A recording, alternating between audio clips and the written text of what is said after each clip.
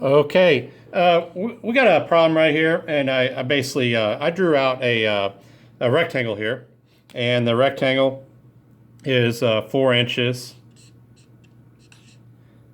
by 18 inches.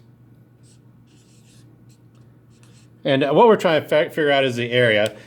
You see that the video that we looked at, it did a little video about perimeter and area, and typically that's the third graders do pretty good at doing both perimeter and area because they're not too difficult of a concept. But typically, what they do is they mix them up. They'll get perimeter and area mixed up, and perimeter is the area around. So if I was trying to do the perimeter of this rectangle, I'd label all the sides and I would add them all up. But with area, we do something a little bit different. We're talking about this space inside here, how much it covers. And when we're doing area, we're talking about square units of measure. So it'll always say square in front. I usually abbreviate square with SQ. And on this case, it's inches. So the answers on area questions are going to be square units of measure. Sometimes you'll see square units, or it could be square feet, or we'll do one later on about square centimeters. But it's always square units, and it's about what it takes to cover it up. So I'm going to go ahead and I've got some tiles right here to cover this with. I'm going to scoot them down here to cover my area right here. And you can see I'm covering the entire thing. These are square tiles, and they're covering the whole area of that right there. I'll scoot these down.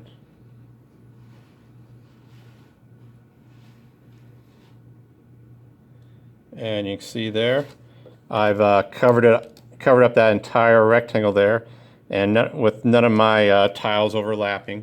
So you can see that I cover that entire area out. If I wanted to figure out what the area of this is, I could just go ahead and count all these tiles up. I'll go ahead and number this real quick. So I've got 1, 2, 3, 4, and by 18. And I won't label 18, but it's 18 all the way across. We'll count them real quick. 1, 2, 3, 4, 5, 6, 7, 8, 9, 10, 11, 12, 13, 14, 15, 16, 17, and 18. So you can see it. The dimensions of my rectangle are 4 inches by 18 inches. And there's a little trick that I used to coach a mental math UIL group back when I was a fourth grade teacher, and it's a little trick to your multiplication facts, because typically we're not memorizing our 18s, or we're not going to skip count by 18 times. And as of right now, we haven't really talked too much about that algorithm to do a 2-digit by 1-digit multiplication problem. But there's a way you can kind of do this in your head. So if I take 18 right there and I cut it in half, that would be 9. And basically, I'm going to change my problem. My problem is going to be, instead of 18, it's going to be 9. And if I take and cut 18 in half, that means I'm going to have to double my 4, so that'd be 8. And I can do the multiplication fact 8 times 9. That's going to be one of our multiplication facts that we memorized this year. So I'm going to show you what that looks like in my area model, though. So see if I can do it without messing it all up. I'm going to scoot this down. So I cut it in half, and I basically doubled the amount of rows I had and cut how many are in each row in half to make it a little bit easier problem.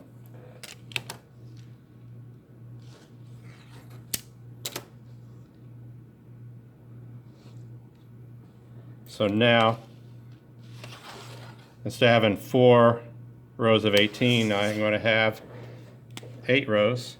So 5, 6, 7, and 8 with 9 in each row. So that's 1, 2, 3, 4, 5, 6, 7, 8, and 9. And I can, we memorize our 9 facts, and I showed you a little trick to do your 9 facts too with your fingers. So that's 1, 2, 3, 4, 5, 6, 7, 8, 8. So if I tuck in my 8th finger, that means 9 times 8. So I did the community property. So instead of 8 times 9, I did 9 times 8. 9 times 8 is 72. So that means that the area of my rectangle is 72 square inches. So that's just one little trick for doing doing multiplication, especially when we're talking about a two-digit number by a one-digit number. But it also shows you that we're talking about how much surface area it takes to cover something. So that's all we have on this lesson.